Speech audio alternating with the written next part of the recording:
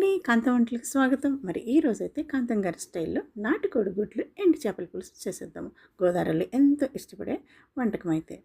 అయితే మరి గుడ్లనైతే నేను ఉప్పు, పసుపు వేసేసుకొని ఫ్రై చేసి పెట్టేసుకున్నాను. అదేవిధంగా దీనికైతే చిన్న చిన్న ఆనియన్స్ మంచి టేస్ట్ వస్తుంది. పచ్చిమిరపకాయలు కూడా తగినంత వేసుకోవచ్చు.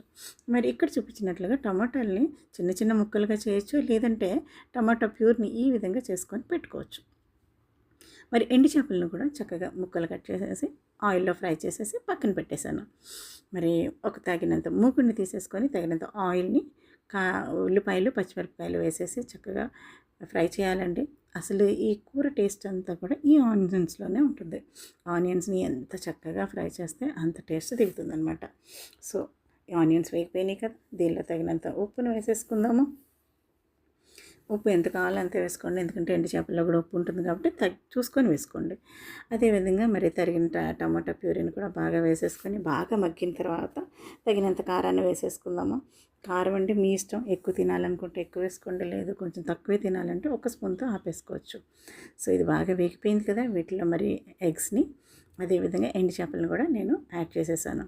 ఇదండి కొంచెం చింతపండు పులుసును కూడా యాడ్ చేద్దాము. చింతపండు పులుసును కూడా వేసేసుకుంటే చక్కగా ఉడికిపోతుంది. సో దీనికి కూడా కొంచెం స్టార్టింగ్ ఒక 5 నిమిషాలు హైలో పెట్టిన తర్వాత సిమ్లో ఉడికించండి, చాలా టేస్ట్ దిగుతుంది. మరి కొత్తిమీరతో సర్వ్ చేసేసుకుందాము.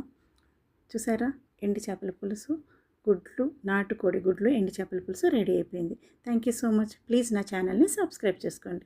Thank you.